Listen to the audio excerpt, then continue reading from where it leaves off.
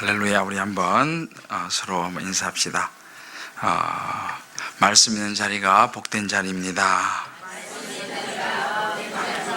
네, 참 귀한 분이 오셨네요. 인사합시다. 네, 오늘 다들 현충원에 가서 참배하느라고 갔다가 아직 다들 못 들어오신 것 같네요. 그래요, 좋습니다. 잘 오셨고요. 우리 지난주에 제가 신체 중에서 가장 강력한 것이 돌을 뚫고 나오는 머리카락이라고 그랬잖아요.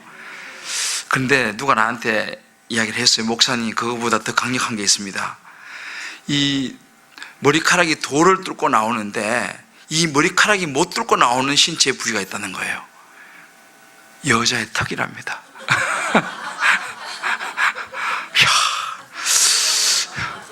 이 돌도 뚫었는데 여자의 턱은 못 뚫어서 못 나온다는 거예요. 그래서 또 다음에 또 더 강력하게 나올지 모르겠습니다. 네, 제가 이제 오래 전이죠. 이제 대학 시절에 종로에 있는 시사영어사 학원을 좀 다녔어요. 그 앞에 파고다 학원, 아마 가보신 분 알겠지만 파고다 학원이 이제 있었는데 그 1층에 그때 당시 처음으로 던킨 도너츠가 들어왔어요. 그래서 이제 촌놈이지만 한번 가봤죠. 처음 가가지고 이제 그 빵 하나 사 먹고 나오는데 어떤 예쁜 여자가 좀 괜찮게 옷을 입고 왔는데 커피를 쏟아가지고 저기다가 참. 그런데 제가 지금도 안 잊어버리는 게 있잖아요. 별로 화가 안 나는 거예요. 물론 자매가 예뻐서 그런 것도 있겠지만은 그때 제가 생각했을 때 내가 성령 굉장히 충만하구나, 그 생각했어요. 그때가 제가 굉장히 성령이 충만할 때거든요. 막 청년부에 나가가지고 막 청년들하고 막 하여튼 찬양도 하고 이제 그런 아주 성령 충만할 때인데 진짜 화가 나고 막 그렇게 해야 되는데 그냥 웃었다니까요, 제가요. 그러면서 뭐 괜찮다고. 근데 세월이 벌써 그때가 언제입니까? 이제 오래 지났는데도 생각이 나요. 그래, 이게 성령 충만하면 이게 이렇게 되는구나. 그죠? 우리의 삶도 그런 것 같아요. 여러 가지 많은 일들이 일어나지만 진짜 우리가 말씀 안에 거하고 성령 충만하면요, 그것이 크게 문제가 되지 않는 것 같아요. 뭐 다 다르지만. 그러나 아주 작은 거라도 그것이 내가 말씀 안에 있지 않고 성령으로 충만하지 않으면 작은 것도 엄청 그냥 화가 나고 이렇게 힘든 그런 것이 우리 인생이 아닌가, 그런 생각을 해봐요. 한번 여러분들 어떤지 모르겠습니다. 한번 옆에 분에게 이렇게 한번 물어볼까요? 요즘 성령 충만하십니까? 네, 한번 옆에서 찔러보면 알아요. 찔러보면 그러니까 우리가 주님 안에 있으면 있잖아요, 정말 어떤 여러 가지 일들을 만나도 우리가 그것을 말씀 안에서 해석해낼 수 있게 될 줄 믿습니다. 한 권사님이 그런 간증을 하는 걸 보았습니다. 아마 이제 최근에 요즘 감기 들리는 사람 좀 있잖아요. 우리 권사님도 보니까 감기 들리는 목소리신데 이제 감기 들리고, 그러니까 또 제대로 잠도 못 자고 밥도 좀 못 먹고 그러다 보니까 새벽기도도 좀 한 주 못 나오고, 또 순장반도 좀 몸이 아파서 못 나오고, 수요일도 한번 빠지게 되고, 이제 그런 상황이 이제 생긴 것 같아요. 그러니까 그 한 주가 무척 길고 여유로운 느낌이 들었다, 이런 이야기를 하더라고요. 그러면서 이렇게 이야기했어요. 참 내가 마음에 공감이 되는데, 믿음은 자랄 때는 파도를 그리며 계단으로 올라가는 것 같은데 떨어질 때는 자이로 드롭이 떨어지는 것 같더라. 겨우 한 주간의 공백인데 내 모습은 얕은 내 믿음의 현주소인 것을 깨닫게 되었고, 주일 예배에 나온 것이 너무 감사해서 눈물이 나더라. 그런 고백을 하는 걸 보았습니다. 참 그런 것 같아요. 믿음이 진짜 맞는 것 같아요. 그죠?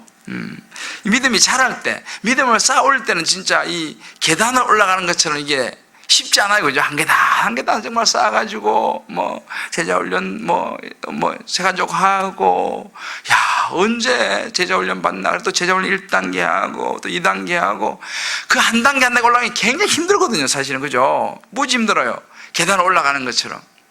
그런데 어떤 상황 속에서 믿음이 떨어지는 것은 자이로 드롭, 저는 그거 무서워서 못하는데, 이건 그냥 그 높은 데서 뚝 떨어지는 것이 그냥 한 방에 그냥 떨어지는 거예요, 한 방에. 그죠? 이게 믿음인 것 같더라. 이게 믿음인 것 같더라. 겨우 한 주의 공부액이 있었는데도 불구하고, 야, 내 믿음이 이렇게 얕은 수준으로 떨어지는가.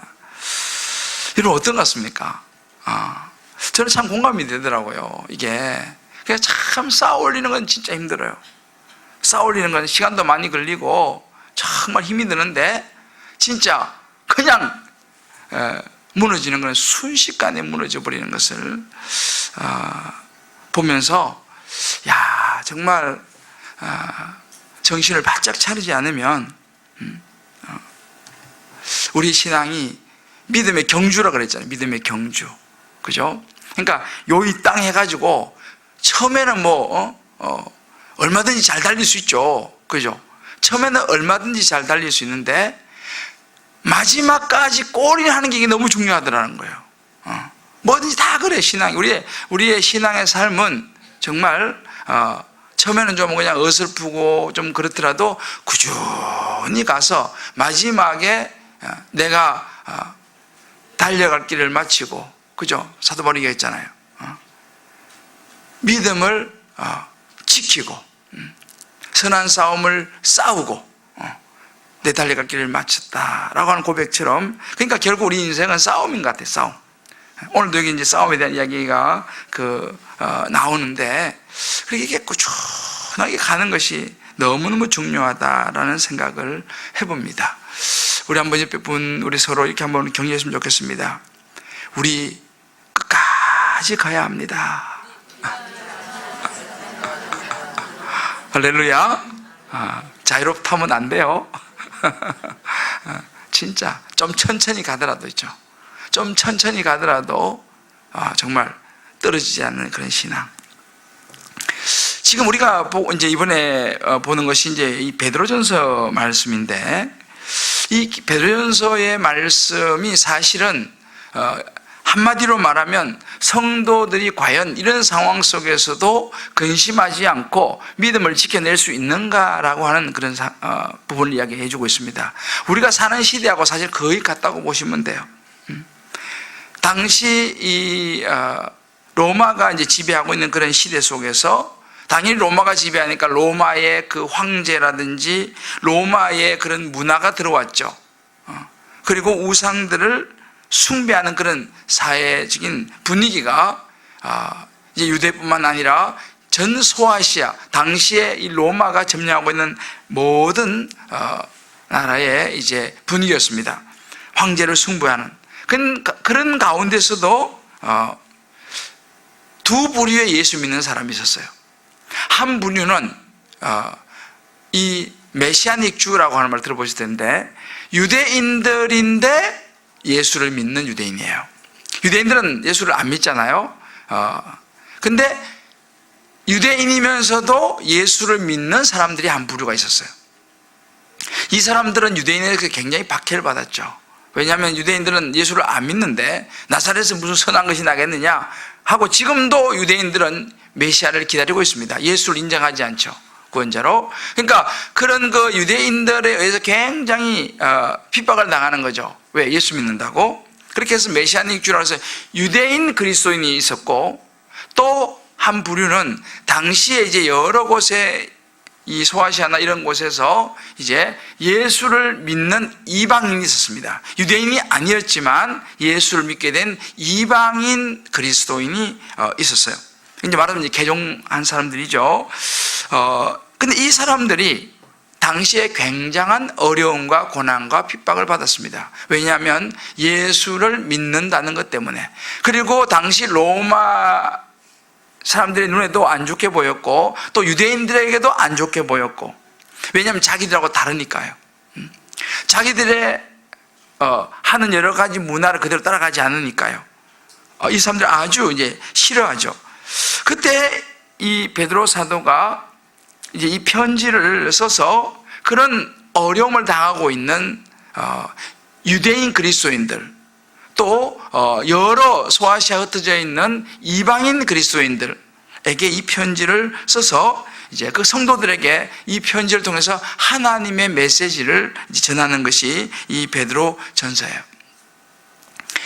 우리도 마찬가지예요. 요즘도 예수 믿는 사람들은 별로 좋아하지 않아요, 사람들이. 왜냐하면 자기들하고 자꾸만 좀 따로 놀라 그러니까. 자기들 회식하러 가서 뭐 1차, 2차, 3차 가야 되는데 이 예수 제대로 믿는 사람들은 그런 걸 안 가잖아요. 재미가 없어. 그러니까 이 죄를 져도요, 같이 져야지 좀 마음이 놓여요. 이게 그런 게 있어요. 근데 그러니까 나쁜 짓을 해도 같이 나쁜 짓을 하는 사람들이 되게 친해져요. 왜? 같은 동질 의식이 생기기 때문에. 그런데 같이 하지 않으면 별로 좋아하지 않아요. 그래서 사실은 물론 이런 분도 계시긴 하더라고. 어느 분이 저한테 와서 목사님 너무 힘들어요. 뭐가 힘들어요? 우리 부서에 장로님이 한 분 계시는데 이 장로님이 그냥 2차, 3차까지 항상 주도적으로 가시기 때문에 자기 너무 힘들다는 거예요.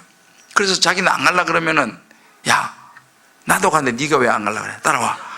그러신다는 거예요. 이분이 시험 들어가지고 다른 분은 장로님이 앞장을 서서 그렇게 하시니까 자기 너무 괴롭다는 거예요. 너무 시험에 들고. 물론 당연히 우리 주님 기쁨의 장로님은 아니에요. 근데 그래서 요즘은 뭐 그냥 그건 표시가 안 나는 그런 분들 많이 있지만, 그래도 이제 신앙생활 제대로 해보려고 하는 이런 분들은 참 사실은 사회생활하기 어렵습니다. 왜? 다 맞춰주지 않으니까. 그러니까 이제 여러 가지 이제 불이익을 사실은 당하는 경우도 사실 굉장히 많이 있죠. 이제 그러니까 오늘날 그런 여러 가지 예수 믿는 것 때문에 받아야 되는 불이익이라든지 어려움이라든지 여러 가지 상황에 있는 성도들, 사실은 이 베드로전서의 이 편지를 받는 성도들과 사실 같다고 보면 돼요. 그 당시는 그런 그 로마의 이 박해라든지 이런 그 예수 안 믿는 것 때문에, 또 예수 믿는 것 때문에 당하는 그런 시대적인 상황, 사회적인 상황 속에서의 고난이었다면, 지금은 여러 가지 문화 속에서, 이 사회적인 문화라든지 구조 속에서 우리가 또 만날 수 있는 그런 그 어려움들을 겪고 있는 이제 성도들에게 주는 편지, 동일한 사실은 상황입니다. 자, 그러면 이제 우리도 살아가면서 삶 속에서 이제 그런 여러 가지 상황 속에서 일들이 많이 일어나요. 그런데 여기서 이제 우리가 사실은 이제 조금 이따 제가 말씀드리겠습니다만, 이 끊임없는 이런저런 뭐 가정의 일들, 또 자녀와의 어떤 여러 가지 관계라든지, 또 직장에 부딪히는 일들, 아무튼 여러 건강의 문제들, 뭐 여러 가지 이제 여러 가지 일들 속에서 끊임없이 우리의 삶의 일들이 일어나고, 그 속에서 우리가 근심이 생겨난다라는 것입니다. 그래서 이제 이 근심이 생겨나는 것은 외부적인 요인도 있지만 또 자기 자신의 내부적인 요인도 있습니다. 이제 그 부분 좀 더 좀 다루기로 하고요. 그래서 우리가 살아가면서 이제 이런 여러 가지 당시 시대적인 상황과 요즘 우리 문화 속에서 일어나는 많은 어려움들, 또 다른 측면에서 이런 여러 가지 인생 살아가는 데 있어서 생겨나는 이 근심들 있는데, 이 근심을 어떻게 우리가 극복할 수 있느냐, 이 부분을 오늘 제가 여러분들과 좀 다루려고 해요. 자, 그러면 이제 근심이 뭐냐를 알아야 됩니다. 성경에서 말하고 있는 이 근심, 오늘 베드로전서에서 제가 오늘 읽기는 2장 11절에서 25절 읽었지만, 이제 처음부터 쭉 이제 보면은 처음으로 이 근심이라고 하는 단어가 어디 나오냐면요, 1장 6절에 나와요. 여러분 성경 가진 분들 자, 한번 1장 6절을 같이 읽어봅시다. 자, 시작. 그러므로 너희가 이제 여러 가지 시험으로 말미암아 심각하게 되지 아니할 수 없으나 오히려 크게 기뻐하는도다. 아멘. 보세요. 여기에 이제 처음으로 근심이라는 단어가 나옵니다. 그러면 너희는 이제 여러 가지 시험으로 말미암아 잠깐 근심하게 되지 않을 수는 없으나 오직 크게 기뻐한도다. 여기서 이제 근심이라는 말이 처음 나오니, 근심이라는 말의 원래 의미를 찾아보면요, 이 근심 속에는 슬픔이라는 의미도 들어있고 슬픈 거예요.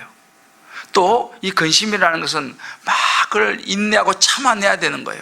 그 참아내려고 하니까 힘든 거예요, 마음이. 이게 이제 근심이라는 원래 의미 속에 이제 들어있습니다. 그런데 이 근심이 어디서부터 오는가, 이걸 잘 보셔야 돼요. 근심이, 그럼 이 근심, 우리 안에 슬픔이라든지 막 참아야 되는데 참기 힘든 이런 그런 마음들, 힘든 마음들, 이 마음들이 어디서부터 오는가를 오늘 베드로 사도가 이야기하고 있는데, 근심은 어디서부터냐? 여러 가지 시험에서 근심이 온다라고 말합니다. 여러 가지 시험에서 이거죠. 너희가 이제 여러 가지 시험으로 말미암아 근심하게 되지 않을 수 없다 그럽니다. 여러 가지 시험 때문에 우리가 마음이 슬퍼지고 정말 못 참을 것 같은 그런 감정이 들고 힘든 일들이 생긴다라고 하는 것입니다.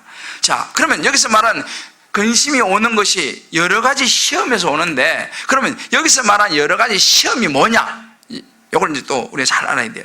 여러 가지 시험, 여기서 말하는 시험이라는 것이 뭐냐 그러면은, 이게 이제 근심이 오는 출발점이에요. 자, 그러면 이 시험이라는 것은 뭐냐면 크게 두 가지의 의미가 있어요. 이게 원래 이 헬라어로는 페일라스모스라고 하는 이 단어인데, 이 근심, 이 시험이라는 단어는요, 영어로는 이 테스트가 있고 또 하나는 템테이션이라고 하는 두 가지 단어를 써요. 이게 시험입니다. 그러니까 테스트 해보는 게 있어요. 시험. 그래서 테스트 해보는 게 있고, 하나는 템테이션은 말 그대로 유혹하는 거. 이게 페라스모스라고 하는 이 시험이라는 원래 의미인데, 그래서 이제 이 두 가지가 이 시험 속에 사실은 들어있습니다.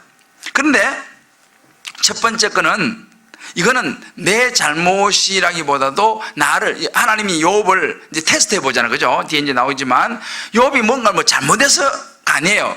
욥은 당대 완전한 사람이라고 그랬어요. 특별히 죄를 지는 것이 아니지만 하나님이 욥을 한번 시험해 보시는, 이것도 시험이에요. 그러나 사실 성경의 그런 그 시험보다는 훨씬 더 많은 게 뭐냐 하면 템테이션입니다. 이것은 뭐냐면 외부의 환경 혹은 내 안에 있는 욕망, 욕심으로부터 일어나는 죄에 대한 유혹, 이게 템테이션이에요. 이것도 시험이라고 하는 이 단어 속에 포함되어 있어요. 근데 이 부분이 훨씬 많죠. 그래서 갈라디아서 4장 14절에 보기 이런 구절이 있습니다. 너희를 시험하는 것이 내 육체에 있으되 라고 말합니다. 갈라디아서 4장 14절에 보면 우리를 유혹하는 것이 너의 육체에 있다 라고 말합니다. 오늘 이 본문에도 베드로전서 1장 11절에 보면 이렇게 말합니다. 영혼을 거슬러 2장 11절에 그죠? 영혼을 거슬러 싸우는 육체의 정욕을 제하라 라고 말합니다. 자, 결국은 여기서 우리를 시험하는 것이 뭐냐면 우리의 안에 있는 육체의 정욕이다 라고 이야기하고 있어요. 이게 이제 시험입니다.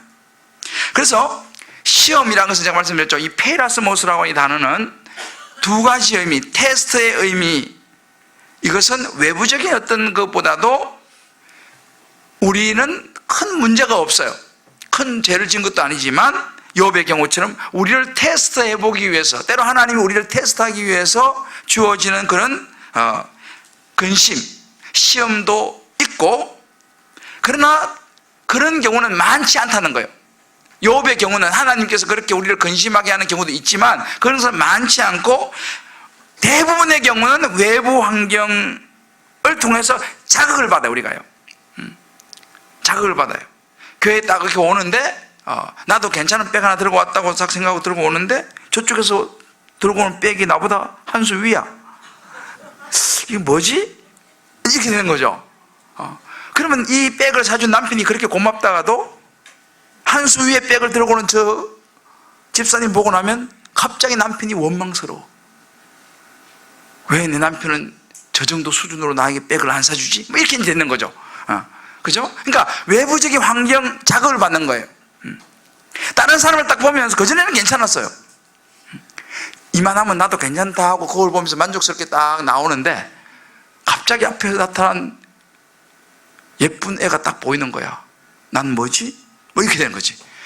이게 이제 외부의 여러 가지 환경과 비교가 나도 모르게 되면서 거기서 내 마음에서 죄를 짓게 되는 거죠. 어떤 죄를 짓습니까? 갑자기 남편이 미워지는 거예요. 내가 이렇게 능력 없는 남편을 만나가지고 갑자기 남편이 미워지고, 자녀가 이 정도면 괜찮다 그래가지고 야 너 80점이나 맞았어. 오우 80점 잘했다. 너 90점에 맞았어. 90점 잘했다. 그런데 학부모 다른 우리 애 친구 엄마 만나니까 땅을 치는 거예요. 97점 맞았다고. 뭐지? 좀 전에도 난 80점 90점 맞아도 어우 너 너무 잘했다 그러는데 97점 맞아가 땅 치는 아줌마를 만나면 갑자기 애가 싫어져. 너는 도대체 뭐 하는 거야? 이런 것입니다. 이게 이제 외부적인 자극에 의해서 우리에게 오는 죄로 우리를 이끌어가는 유혹입니다. 이제 이것이 시험입니다. 이렇게 되면은 그것이 우리의 육체의 우리 영혼을 거슬러서 싸우는 육체의 정욕이 된다는 것이죠. 그래서 우리가 육체의 정욕이 뭐냐? 2장 1절을 보세요. 한번 봅시다. 구체적으로 2장 1절을 보면 육체의 정욕, 우리를 시험에 들게 하는 육체의 정욕을 이렇게 나열하고 있습니다. 읽어봅시다. 시작. 그러므로 모든 악독과 모든 기만과 외식과 시기와 비방하는 말을 버리고. 자, 우리 안에 있잖아요. 이제 이런 우리 안에서 나오는 거 이거는요. 악한 마음, 막 속이고 싶은 거, 막 외식하고 시기하고 비방하고, 이게 막 그냥 안 좋은 그런 막 사람들 보면 막 비교가 되고, 그런 막 그냥 안 좋게 말하고 싶고, 막 내 안에 시기가 올라오고, 이제 이런 것이 뭐냐? 이게 이제 육체의 정욕의 모습들이에요. 이 육체의 정욕들을 모습, 이것이 이제 우리한테 올라오면은 이것이 우리를 유혹해요. 그러면 이 유혹 때문에 우리는 어떻게 되냐? 근심하게 됩니다. 야, 나는 왜 이렇게 큰 집에 못 살지? 내가 타는 차는 왜 이거밖에 안 되지? 우리 애는 왜 이렇게 공부가 이거밖에 안 돼? 우리 남편은 왜 능력이 이거밖에 안 되니? 나는 왜 내 얼굴은 왜 이렇게 생겼어? 뭐 그런 거죠. 그저 먹고 살 수 있는 정도면 되는데 다른 사람 보니까 너무 넉넉하거든요. 나는 왜 이렇게 저렇게 넉넉하지 못하지? 뭐 이렇게 하면서 이제 그러면서 우리가 근심을 하게 되는 거예요. 마음이 슬퍼져요. 야, 이게 이제 오늘 근심이 어디서 오는가를 성경이 아주 자세하게 이야기해 줍니다. 너의 육체의 정욕으로부터 온다. 육체의 정욕은 다른 말로 하면요, 욕심입니다. 욕심. 좀 전에 2장 1절에 나오지만 악독과 기만과 외식과 시기와 비방과, 이것이 다 우리 안에 들어있는데 이것이 어디부터 오느냐? 육체의 정욕, 다른 말로 욕심에서부터 이것이 나온다라고 하는 것입니다. 자, 그러면 이런 것들로부터 영혼을 거슬러 싸우는 육체의 정욕을 뭐 하라 그랬어요? 아까 제어하라. 그죠? 제어하라 그랬죠. 그죠? 여기서 말하는 제어하라는 것은요, 거리를 두라 이 말입니다. 그런 욕심 안 생겨날 수가 없어. 우리는 본질적으로 우리는 죄성을 가진 인간이기 때문에 우리 안에 육체의 정욕이 다 있어요. 욕심이 다 있어요. 없으면 그저 비정상이지. 욕심이 없는 사람이잖아요. 그것은 사람이 아니므리다. 아니, 욕심이 없을 수가 없죠. 우리가 다 우리 하나님이 죄인으로 태어났기 때문에 당연히 욕심은 있어요. 또 욕심도 때로는 좀 필요하기도 합니다. 그런데 주님께서 말씀하시는 이런 욕심, 육체의 정욕으로부터 우리 자신이 거리를 두라 이렇게 말합니다. 다른 번역에 보면 피하라. 그런 욕심을 피해야 된다. 그런 욕심으로부터 거리를 두어야 된다 이렇게 말합니다. 근데 문제는 이거 쉽지 않다는 거예요. 말은 쉬운데 마음이 안 된다는 겁니다. 말은 쉬운데 마음이 안 되기 때문에 우리는 자꾸 근심을 하는 거예요. 슬퍼지는 거예요. 낙심이 되는 거예요. 우리의 삶에서 제가 좀 얘기했잖아요. 가정에서 이런저런 일들을 만나면서 우리가 자꾸만 감사보다는 불평이 나오는 거예요. 제가 오늘 우리 권사님 한 분 이제 오셨는데, 지난주에 우리가 이제 기도 하셨어요. 지금 이제 한 3주 되셨나? 지금 이제 병원 입원해 계시다가 이제 잠깐 외출해서 오셔서 예배 지금 드리세요. 오늘 벌써 한 3주째 예배 드리시는 것 같아 보니까. 그러니까 이제 10시까지 들어가셔야 돼요. 그래서 이제 우리 권사님이 이렇게 침을 못 삼키시고, 당연히 이제 이게 근육이 마비돼 갖고 침도 못 삼키시고, 뭐 이제 이렇게 연화작용이라죠. 이제 아무 작용을 못 하는 거예요. 그래서 이제 치료하고 계시는데, 이제 오늘 3주째 이제 수협에 외출해가지고 이제 지금 마선병원 입원해서 오셨는데, 이번 주에 이제 지난주에 와서 또 같이 기도하시고 기도도 받고 우리도 같이 기도했잖아요. 근데 이번 주에 드디어 침을 그날 이제 지난 수요일 와서 기도 받으시고 이제 가셔갖고 드디어 침을 한번 삼켰다는 거예요. 별로 안 놀라지. 뭐 침 삼키는 거 뭐 좀 삼키면 되지 뭐 이렇게 이런 분이. 근데 우리 권사님은 침 한번 삼키는 게 이게 기적과 같은 일이라는 거죠. 그래서 그날 기도받고 가셔가 침을 한번 삼킨 거예요. 그리고 나서 이제 침을 그 이후로 조금씩 이제 삼키는 이 작용이 지금 되고 있다 그래요. 우리 더 열심히 이제 기도해서 이제 음식도 먹을 수 있는 날이 오게 되기를 주의 이름으로 간구합니다. 할렐루야. 콧줄도 빼시고. 자, 그 얘기들 우리도 아이 뭐 침 삼키는 그거 뭐 아무것도 아닌데 뭐 우리는 그렇잖아요. 어이 침 이게 물 한 컵 이거 아무것도 아니잖아요. 그런데 이게 아무것도 아닌 게 아니라는 사실을 내가 권사님 이야기 들으면서 그렇구나. 야, 이 침 한 번 삼키는 게 이게 기적이라니까요. 지금 우리 권사님은 그거 침 한 번 삼킨 거 가지고 정말 놀라운 그게 이제 엘리야의 그 구름이죠. 구름. 그럼 우리의 삶에 있어서 감사하지 못할 게 없다니까요. 그렇지 않습니까? 우리가 침만 삼켜도 정말 너무너무 감사하고 감격스러운데 우리의 가정에 우리의 삶에 있어가지고 감사 못할 게 뭐 있어요? 여기 침 못 삼키는 집 손 들어봐요. 진짜 우린 감사한 거예요. 할렐루야. 우리 옆에 분이 있으니까 한번 이야기합시다. 침을 삼키시다니 기적 같네요. 여러분 이게 기적이라니까요. 우리 권사님 지금 와 계시잖아요. 이 기적을 경험하고 계시는 분. 그러니까 우리가 이렇게 생각하면은 사실은 불평할 게 없어요. 그런데 우리 안에서 이런저런 일들 생각하니까 우리 가정 일들, 우리 자녀의 일들, 자녀들이 몸만 건강하면 이거 자체가 얼마나 귀한 거예요. 그죠? 사실 건강한 것만 해도 굉장히 귀한 겁니다. 우리 자녀들이요. 뭐 다른 거 다 못해도 괜찮아. 그냥 건강하게 걸어 다니기만 해도 이거 밥만 잘 먹어도 좋아. 할렐루야. 진짜 밥만 잘 먹어도 좋은 거예요. 밥도 못 먹는 애들도 얼마나 많은데. 걸어 다니고 싶어도 못 걸어 다니는 애들도 많다니까요. 그래도 우리 자녀들은 걸어 다니긴 잘 걸어 다니잖아. 자꾸 사고 치는 데 가서 그렇지. 그래도 걸어 다니면서 감사한 거죠. 생각해보면 진짜 감사한 게 많은 거예요. 근데 우리는 이제 그런 것보다는 여러 가지 자꾸만 우리 안에 나오는 육신의 정욕, 이 욕심이 커지니까 항상 그것이 근심이 되는 거예요. 좀 더 높은 자리에 못 올라가서 근심이 되는 거예요.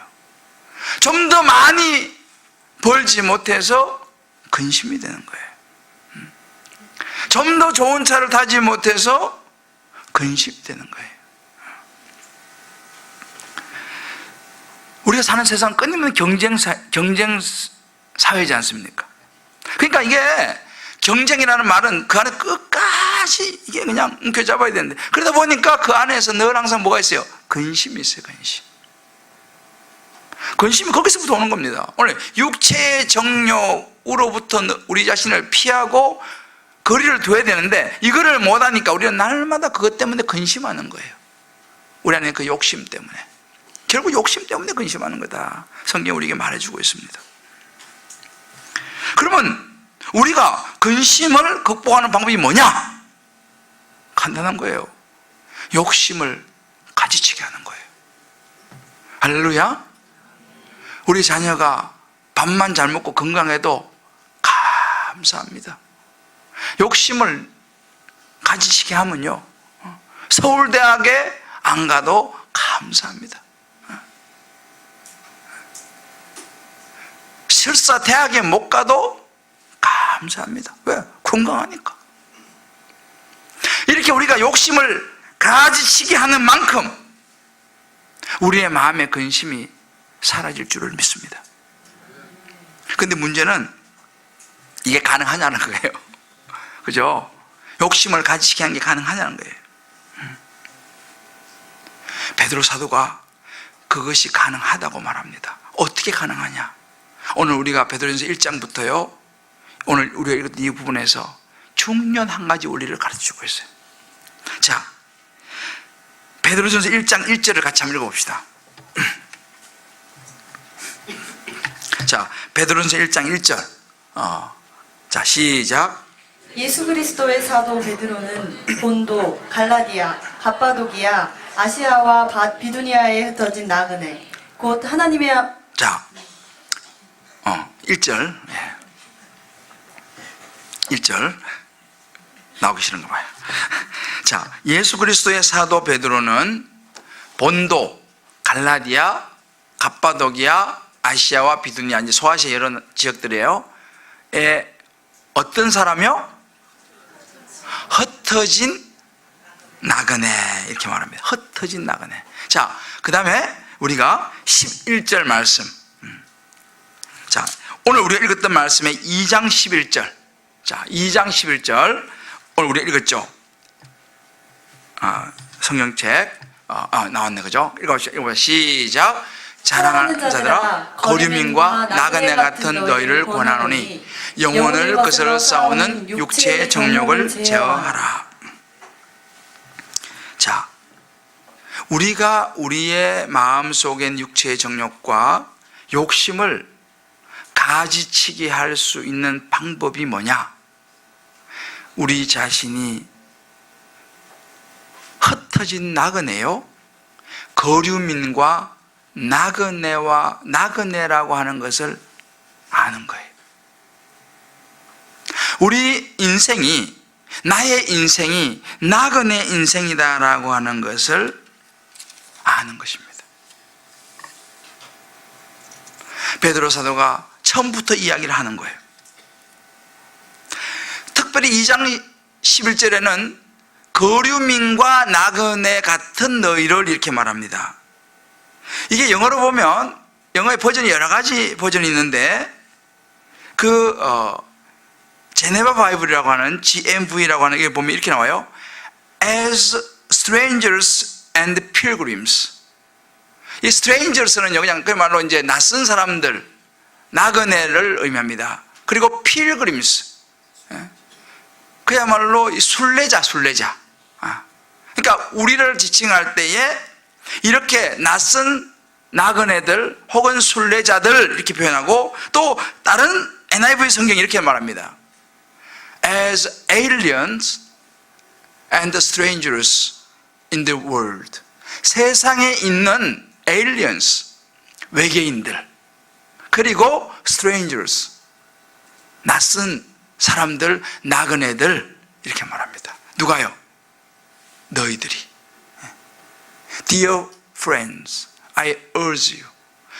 내 사랑하는 친구들아, 내가 너에게 말하기를, 너희가 누굽니까? 이 세상에서 에일리언 같은, 외계인과 같은 사람들, 그리고 strangers, 나그네와 같은 너희들에게 내가 권한다, 이렇게 말합니다.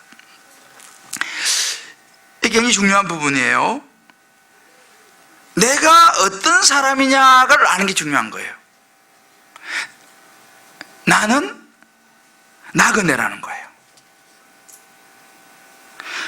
여러분, 저나 여러분이나 나그네라는 사실을 알아야 됩니다.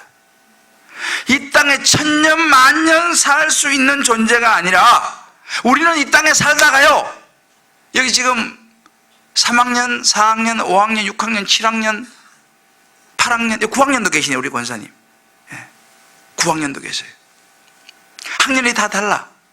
선배를 잘 모시기 바랍니다.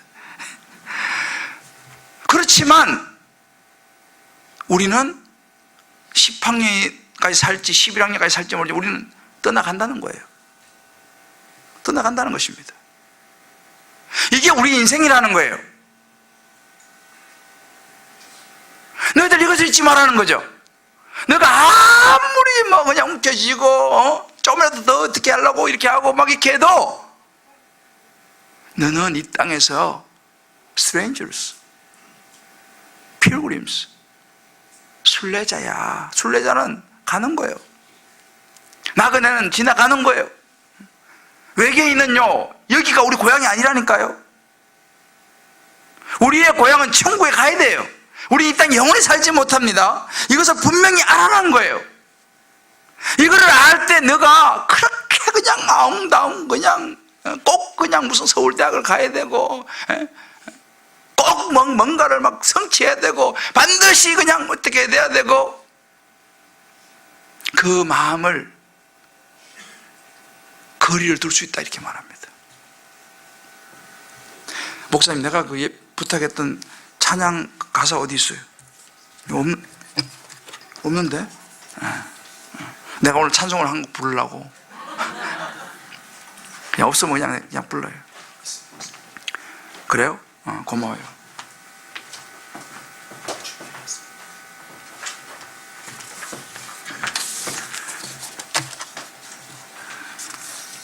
자, 이 찬송은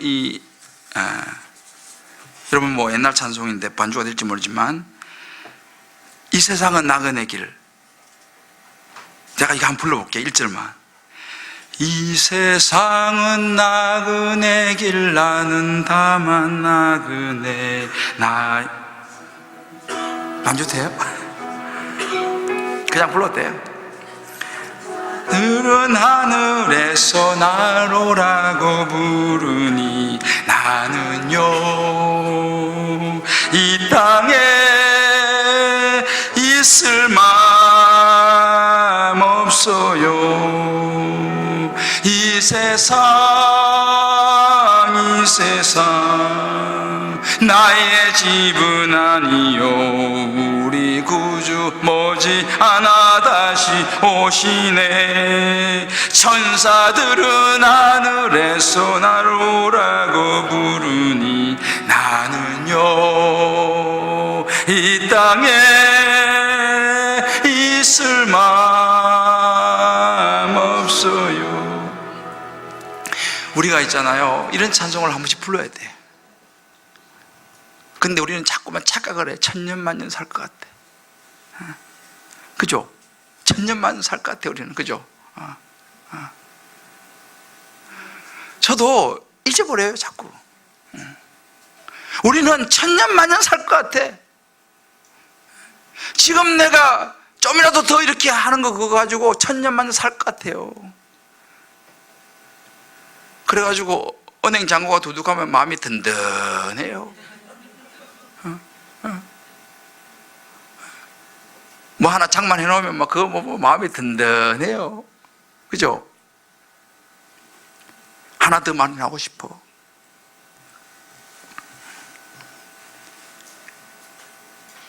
그러니까 우리가 이 욕심을 제어할 수가 없어요. 그 주님은 베드로 사도를 통해서 말하는 거예요. 이 세상은 나그네 길이다. 이 세상은 나그네 길이다. 너희들은 이 땅에서의 나그네다라는 거예요. 순례자라는 거죠. 순례자라는 거예요. 여러분 이걸 꼭 생각해야 됩니다. 이거를 잊어버리기 때문에 우리가 날마다 이 욕심에 사로잡혔고 날마다 근심하는 거예요. 더 많이 가지지 못해서 근심하는 거예요. 슬픈 거예요. 야, 저 사람은 소고기 먹는데 난 돼지고기 먹나? 슬퍼. 슬픈 거예요. 어차피 소화되면 다 똑같은 걸. 슬픈 거예요.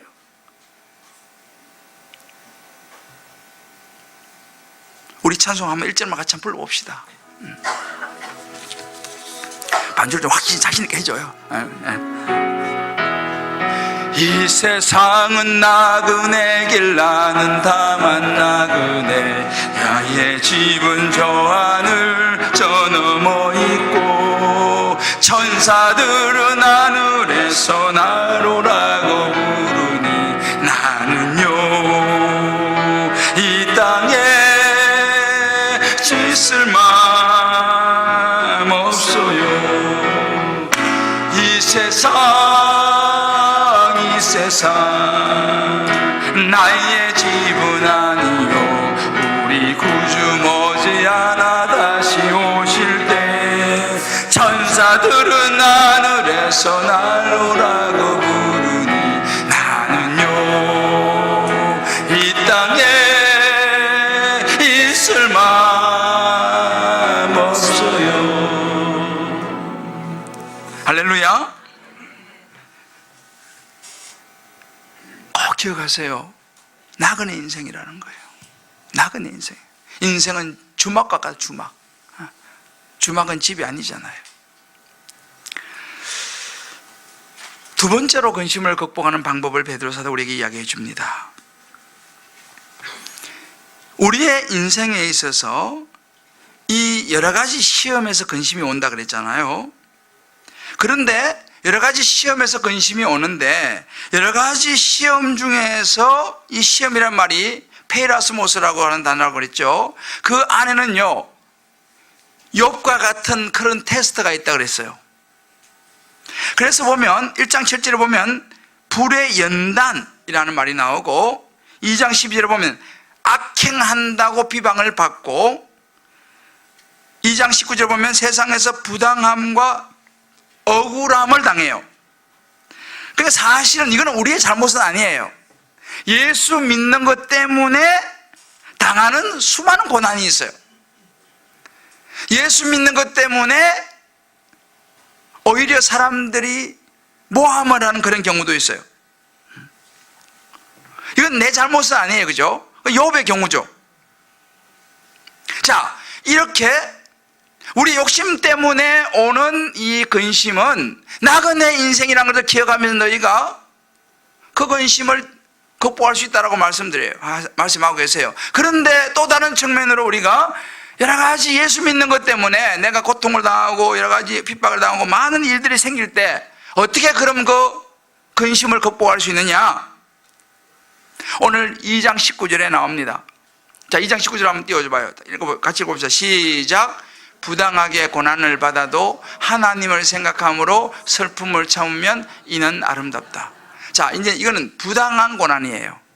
내가 막 욕심 때문에 그런 게 아니고 내가 막 죄를 져서 그런 게 아니고 부당한 고난, 억울한 고난이에요. 나는 잘못한 적이 없어. 나는 잘못한 적이 없어. 그런데 내가 당한 고통이 너무 커요. 인생을 살아가다 보면은 내가 무슨 특별히 잘못한 거 없는데 어떤 환경 속에서 내가 당한 그 불이익과 억울함과 이런 거 생각하면요 너무너무 힘들고 고통스러운 거예요. 자, 그럴 때 그런 근심 어떻게 되느냐? 이게 나오죠. 하나님을 생각함으로 슬픔, 근심을 이기는 겁니다. 자, 하나님을 생각한다라고 하는 이 번역은요 영어 성경에 보면 이런 말이 있어요. Mindful of God이라는 번역이 있어요. 하나님에 대한 생각으로 가득할 때, 하나님에 대한 생각으로 가득할 때. 또 다른 번역에 보면 Conscience towards God이에요. 하나님을 향한 마음, 하나님을 향한 양심이란 말인데 하나님을 향한 마음을 가지고 있을 때 우리가 근심을, 그 억울함을 뛰어넘을 수 있다라고 말합니다. 또 다른 번역에 보면 이렇게 말해요. He is conscious of God. 이건 다른 번역이에요. 하나님을 의식하면서 살면요, 하나님을 의식하면서 살면은 그 근심을 이겨낼 수 있다 이렇게 말합니다. 그러니까 우리 근심을 극복하는 두 번째 큰 방법은 뭐냐면 하나님 생각하는 거예요. 하나님 생각하는 거예요. 하나님을 마음에 품는 거예요. 하나님을 의식하는 거예요. 이러면 근심을 이겨낼 수 있다 그래요. 자, 그러면 하나님을 마음에 품는 게 뭐냐? 구체적으로 제가 이제 말씀 좀 드리고 마무리할게요. 하나님을 마음에 품는 것은 뭐냐면요, 예수님이 우리에게 그 모델을 보여주고 있습니다. 자, 22절 되죠? 22절부터 24절까지 천천히 읽어보세요. 이 안에 보면요, 하나님을 생각한다는 것이 뭐냐가 들어있습니다. 자, 읽어봅시다. 시작. 그는 죄를 범하지 아니하시고 그 입에 거짓도 없으시며 욕을 당하시되 맞대어 욕하지 아니하시고 고난을 당하시되 위협하지 아니하시고 오직 공의로 심판하신 이에게 부탁하시며 친히 나무에 달려 그 몸으로 우리 죄를 담당하셨으니 이는 우리로 죄에 대하여 죽고 의에 대하여 살게 하려 하시니라. 그가 채찍에 맞음으로 너는 나음을 얻었나니. 자, 여기 보면요, 하나님을 생각한다는 것이 어떤 의미인지를 예수님이 직접 우리에게 보여주세요. 예수님은 죄 졌어요, 안 졌어요? 예수님은 죄를 별로 안 졌어요, 안 졌어요? 그죠? 예수님 죄를 진 적이 없어요. 죄를 짓지도 않으시고 그 입에 거짓도 없습니다, 예수님. 그런데 어떻게 했어요? 23절을 보면 욕을 당하셨어. 죄진 적도 없어요, 예수님은요. 거짓을 한 적도 없어요. 근데 욕을 당하셔서 욕 보셨다는 거죠. 당했다는 거예요. 욕을 당했어요. 근데 예수님은 어디 맞대 갖고 막 그래? 한번 해보자 이렇게 하지 않으셨다는 거죠. 욕을 당하셨지만 억울하잖아요. 죄진 것도 없고 뭐 거짓한 것도 없는데 욕을 당했으니까. 근데 욕하지 않으셨어요. 고난을 당했어요. 예수님 뭐 잘못한 게 있습니까? 근데 없어요. 고난을 당했어요. 그런데 예수님은 위협하지 않으셨어요. 자, 그 다음에 24절에 보면 친히 심지어 나무에까지 달려셨어요. 얼마나 억울해, 그죠? 그죠? 얼마나 억울해, 그죠? 기가 막힌 일이잖아요. 그런데 예수님이 어떻게 하셨느냐? 23절 뒤에 보면 이렇게 나옵니다. 오직 공의로 심판하시는 이에게 뭐 하셨어요? 부탁하셨어요. 이게 중요한 키예요. 예수님은요, 기가 막힌 죄 짓는 것도 아니고 거짓한 것도 아닌데 욕을 당하고 심지어 죽임까지 당하는데 예수님은 절대로 그들을 향해 대항해서 막 그냥 위협하고 한번 해보자 막 이렇게 하지 않으셨어요. 어떻게 하셨어요? 하나님 앞에 그냥 맡겼어요. 하나님이 심판해 주십시오. 하나님 앞에, 하나님은 공의로우신 분이니까 하나님의 심판에 맡겨버렸어요. 이게 굉장히 중요한 부분입니다. 우리가 진짜 살다 보면은 억울한 일도 만나고 기가 막힌 일도 만나고, 야, 어떻게 사람이 저럴 수 있어? 자다가도 그냥 벌떡벌떡 일어날 수 있는 그런 일 우리가 만날 수 있습니다. 너무 억울한 거예요. 하나님, 제가 너무 억울합니다. 어떻게 이럴 수 있습니까? 이 막 치밀어 오르는 부분, 아마 여러분들 인생을 살다 보면 그런 경험 있으실까요? 저도 한번 경험해봤어요. 진짜 힘들더라고. 이게 막 탁 치밀어 오르는 거예요. 한 번도 안 경험 안 해보셨나? 그 우리가 막 혈압이 막 올라가잖아요. 막 자다가도 막 벌떡벌떡 일어나고, 한번 걸리기만 해봐라 그냥. 그러니까 사실 그냥 그게 막 스트레스가 되는 거예요. 사실은 막 그 분노가 있잖아요. 이 암이요, 요즘은 암이 대부분 스트레스에서부터 온다는 거예요. 이제 스트레스가 뭐냐, 분노거든요. 막 화가 나는 거예요. 이제 그게 이제 나중에 되면 이제 암이 된다고 그래요. 그럼 예수님 벌써 암 걸려서 돌아가셔야지. 그잖아요. 예수님 그죠? 기가 막히잖아요. 예수님은요. 그런데 예수님 암 안 걸리셨어. 왜 그러셨을까? 하나님 앞에 맡겨버린 거예요. 심판은 누구에게요?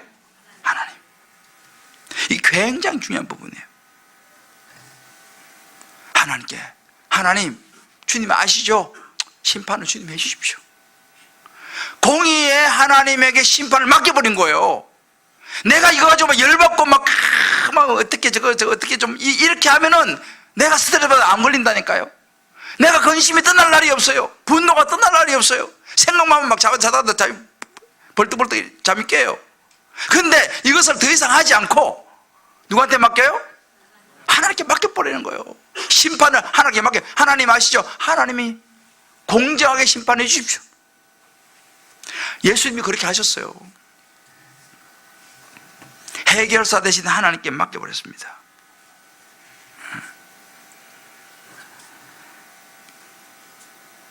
저와 여러분이 근심을 극복할 수 있는 방법이 바로 여기 있습니다. 하나님 앞에. 이 세상에 근심된 일이 많고 참 평안을 몰랐구나. 주 예수 날 오라 부르시니 안 해도 돼요. 괜찮아. 고 평안히 쉬리로다. 내 주 예수 구원의 은혜로다. 참 즐겁고 기뻤구나. 그 은혜를 영원히 누리겠네. 고 평안히 쉬리로다. 이거예요. 이 세상에 근심된 일이 많고 참 평안을 몰랐구나. 그죠? 이게 우리 인생 아니에요. 이 세상에 공고한 일이 많고 이 세상에 억울한 일이 많고 이 세상에 기가 막힌 일이 많고 참 평안을 모르는 것이 우리 인생입니다. 어떻게 해야 돼요? 저 철천지 원수를 어떻게 해야 돼요? 내 인생을 망가뜨려 버리는 저 인생을 어떻게 해야 됩니까? 어떻게 해야 되겠어 우리가요? 우리 자녀를 이렇게 만들어버린, 혹은 내 인생을, 우리 가정을, 내 직장 생활을 이렇게 만들어버린 저 철천지 원수를 어떻게 하겠어요 우리가요? 생각만 하면 화가 나. 분노가 끌어올려요. 공고해져요. 어떻게 해야겠어요? 하나님의 심판에 맡기시기를 주여 축복합니다. 베드로가 이야기하는 거예요. 하나님의 심판에 맡기라. 맡기라. 여러분 인생에 그런 일이 있습니까? 하나님께 맡겨버리세요. 그러면요 평안이 오는 거예요. 할렐루야.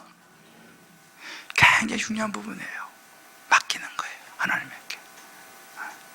내가 하려 그러면요 암 걸려. 하나님께 맡기는 거예요. 자, 우리 부모님께 하면 우리 격려합시다. 이제 다 하나님에게 맡겨버립시다. 하나님이 처리하실 것입니다. 내가 하려면 안 걸립니다. 내가 하려면 안 걸린다니까요. 내가 하려고 그러면 스트레스 받아서 못 살아요. 하나님께 맡겨야 돼. 하나님이 심판을 하시는 거예요. 믿습니까? 좀 확실히 좀 심판해 주시면 좋겠어. 근데 하나님께서 말씀하시는 거예요. 히브리서 10장 30절.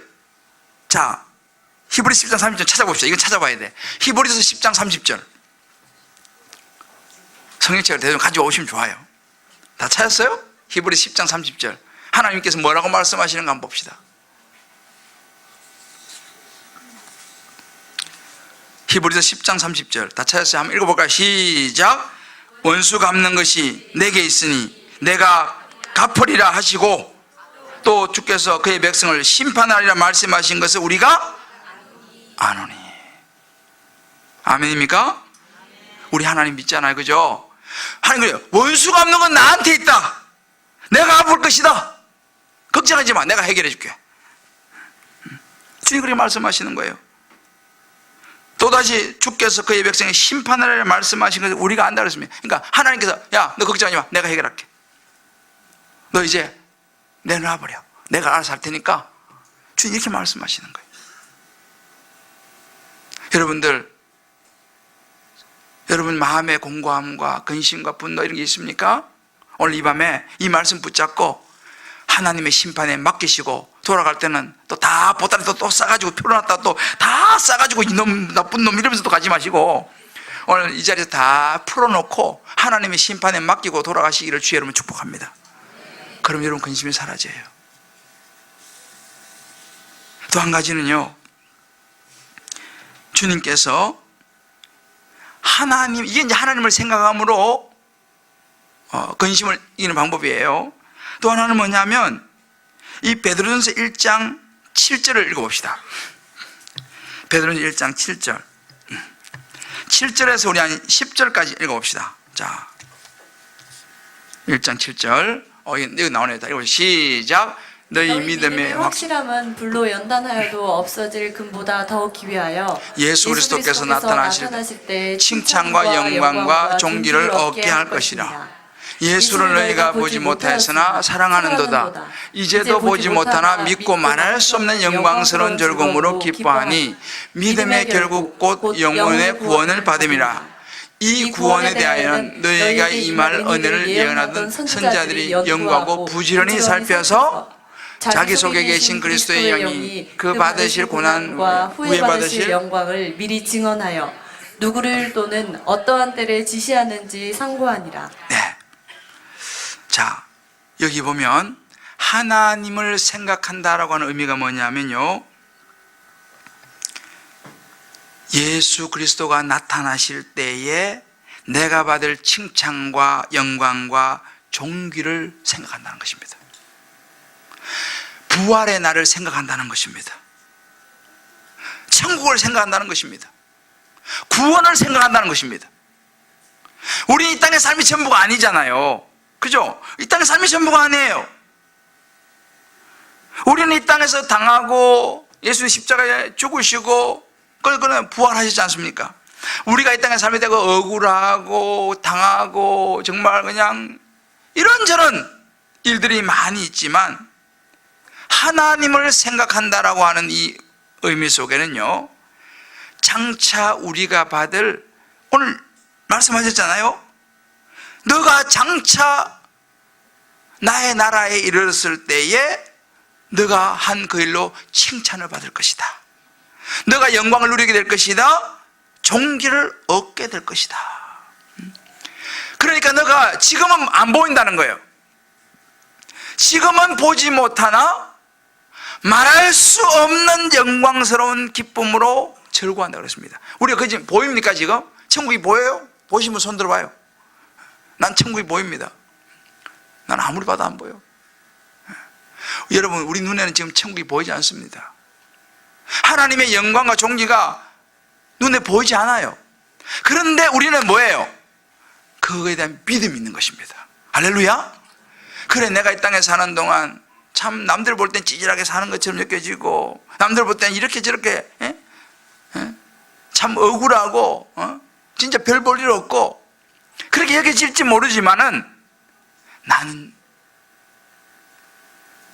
하는 나라의 영광이 나를 기다리고 있어.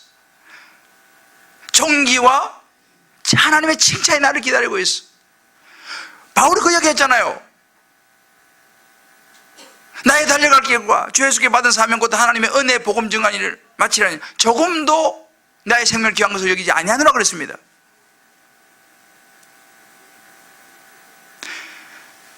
달려갈 길과 선한 싸움을 마치고 믿음을 지켰으니 이제 후로는 나를 위하여 예비된 면류관이 있다 이렇게 말하는 거예요. 바울이요. 바울이 어떻게 그렇게 참을 수 있었냐는 거죠.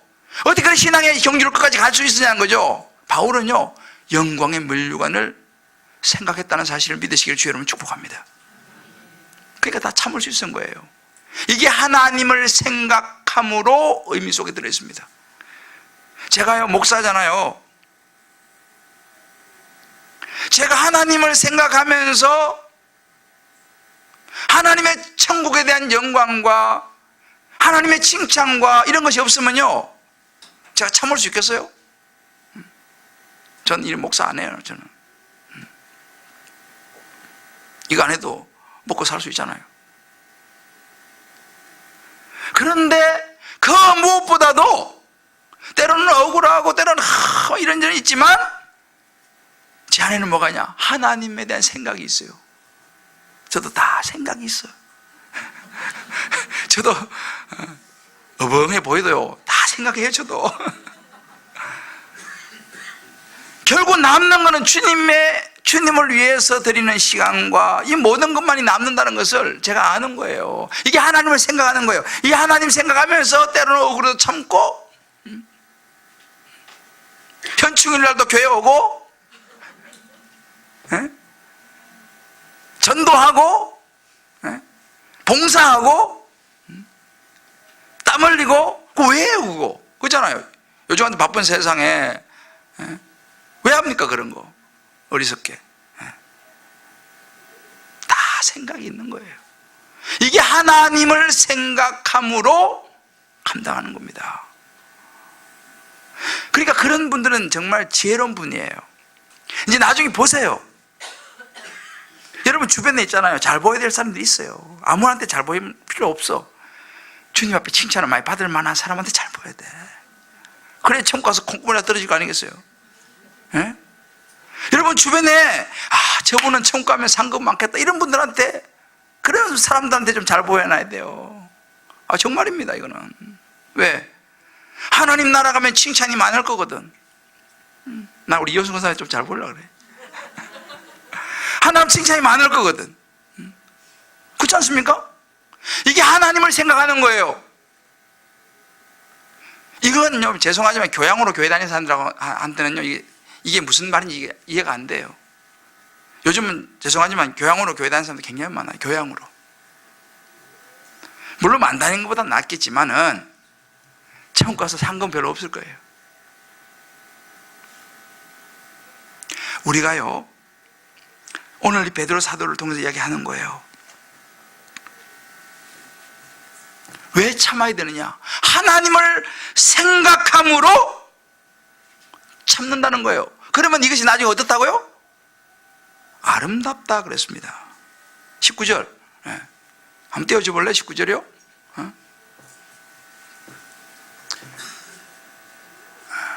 왔다 갔다 해요.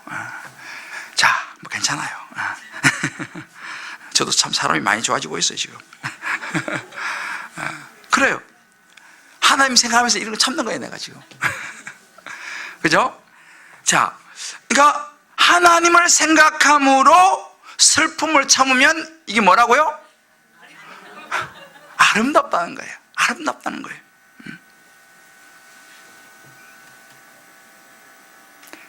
죄 많은 이 세상은 내 집안이네. 내 모든 보화는 저 하늘에 있네. 저 천국 문을 열고 나를 부르네. 나는 이 세상에 지정될 수 없어요. 할렐루야. 세상은요, 옳고 그름을 날마다 따지지만 옳고 그름으로 세상 문제는 해결되지 않습니다. 하나님 나라의 원리가 작용해야 돼요. 여러분, 남편을 이겨가지고, 자식을 이겨가지고, 동료를 이겨가지고 굴복시켜요 라고 칩시다. 여러분, 굴복시켜가지고 남편 굴복시켜가지고 남편 예수 믿게 할 수 있을 것 같습니까? 남편을 이겨가지고 남편 예수 안 믿습니다. 기분 나빠서 합니다. 그렇잖아요? 자기가 졌어. 기분 나빠가지고 자기 부인이 믿는 예수 믿겠어요? 안 믿는다니까요. 우리는 이겨가지고는요, 구원에 이를 수가 없어요. 예수님이 뭐예요? 십자가에 죽으셨잖아요. 오늘도 말씀에 그러는 거예요. 너희가 예수님께서 친히 십자가에 달려 죽으셨어요. 그가 찔리면 우리의 허물은 이남이에요. 예수님이 찔리시고 상하고 죽으시니까 우리가 나음을 입은 줄 믿으시길 바랍니다. 우리가 죽어야 되는 거예요. 그래서요, 하나님을 생각함으로 라고 하는 이 의미 속에는 하늘의 영광과 구원을 바라보면서 오늘 내가 죽는 거예요. 이 의미가 담겨 있어요. 내가 죽는 거예요. 나의 유익이 아니라 하나님의 유익이 뭔가를 생각하는 거예요. 하나님께 도움이 될 것을 생각하는 거예요. 이게 하나님을 생각함으로. 이렇게 되면요, 근심을 너희가 이겨낼 수 있다. 할렐루야. 주님 그렇게 말씀하시는 거예요. 잘 기억하세요. 남편 이겨가지고 남편 구원 못 시킵니다. 부인 이겨갖고 구원 못 시켜요. 베드로는 4장 12절에 13절 이런 말씀이 있어요. 사랑하는 자들은 너희를 연단하려고 오는 불시험을 이상한 일 당하는 같이 이상히 여기지 말고 오히려 너희가 그리스도의 고난에 참여하는 것을 즐거워하라. 이는 그의 영광을 나타내실 때 너희로 즐거워하고 기뻐하게 하려 함이라. 제가 오늘 여러분에게 영상을 하나 보여드리고 오늘 이제 마무리하려고 그러는데요. 우리 샬롬부 순양반에서 올라온 영상인데 제가 보면서 야, 그래 맞다. 근심을 극복하는 방법을 말씀 이 부분이 이 영상 속에 들어있어요. 한번 영상 우리 한번 보고 오늘 이제 말씀을 마무리할게요. 한번 틀어줘 봐요. 나는 주만 높이리 결코 내 맘 변치 않네. 세상 모든 권세 모든 영광 십자가 앞에 다 버리고 나의 충성과 내 헌신 내 모든 소망 오직 예수 오직 우리 주께 오직 우리 주께 오직 우리 주께 우리 같이 할까요? 오직 우리 주께 오직 우리 주께 오직 우리 주께 난 찬양하리. God bless you. God bless you. Thank you. 노래 잘 들었어요. 감사합니다. 형 불러도 돼요? 그래, 쇼. 아우. 감사합니다. 그래. 오랜만이다. 맞아요. 잘 지내셨어요? 잘 지냈지? 아멘. 노래 잘해. 감사합니다. 노래 한 번 더 해. 내가 노래 한 번. 없어, 그 배터리 없어. 지금 배터리 없어가지고. 날이 이게 뭐야? 배터리 지금. 아, 배터리 없다고? 네네네. 아, 그래. 네네네. 어쩌나? Joseph. My name is Joseph Butzo, born in Ohio and raised in Georgia. 한국 이름은 최준섭이라고 합니다. 4 years ago, first time I came here was to study Korean. Although I was born in America, when I'm in Korea, I feel like I have purpose. It's where I belong. Korea is home now.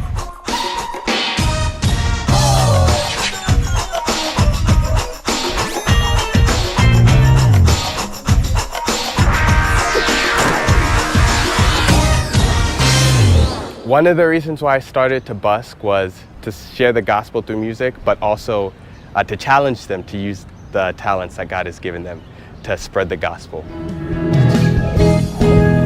눈부신 햇살 저 하늘 넘어 내게 주어진 Here we go! 자.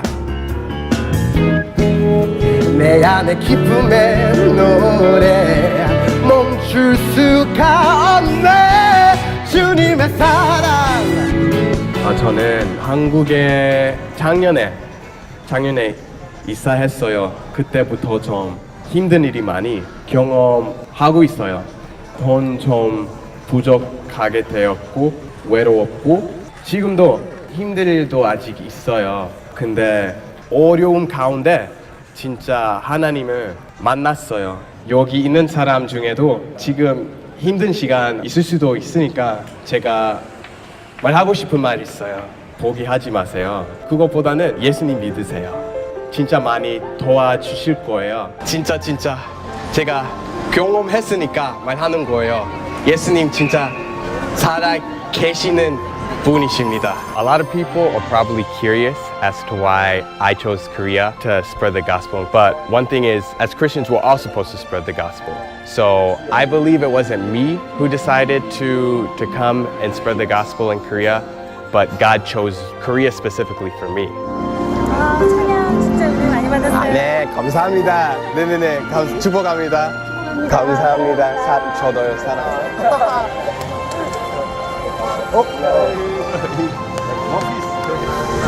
감사합니다.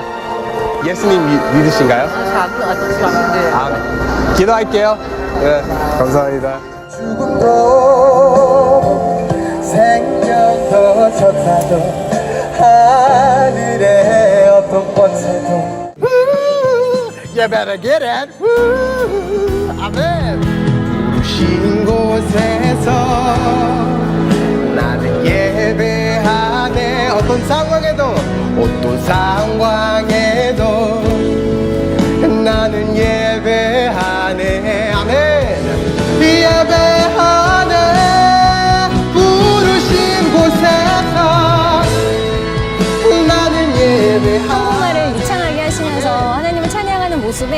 걸음이 멈춰질 수밖에 없었어요. 너무 잘 부르시고 곳곳에서 하는 게 너무 좋은 것 같아요. 감격이었어요.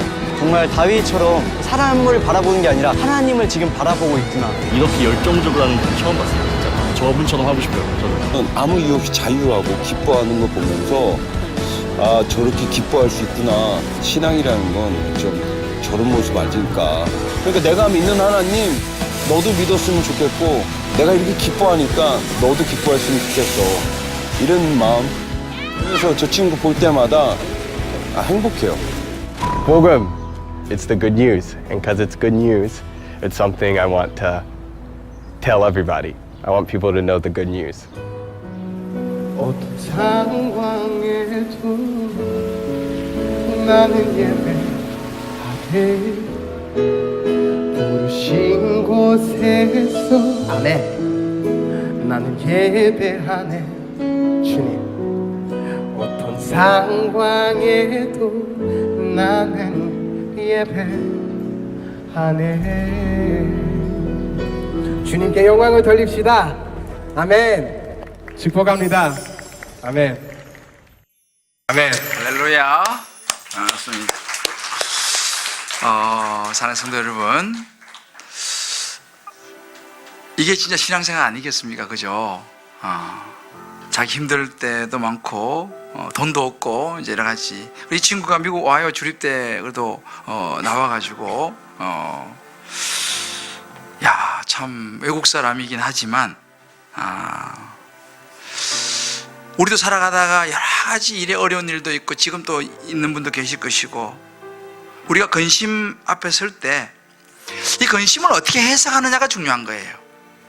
우리 인생은 근심이 없을 수 없다고 그랬잖아요. 그죠? 다 이런저런 근심이 있는 거예요.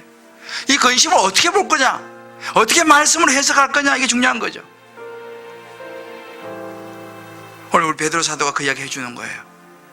근심의 뿌리는 욕심에서 나온다. 그 욕심을 너가 가지치게 하려면 나그네의 인생을 잊어버리지 마라. 어차피 인생은 나그네다. 다 두고 간다는 거예요. 저도 가고 여러분도 가고 우리 다 갈 거라는 거죠.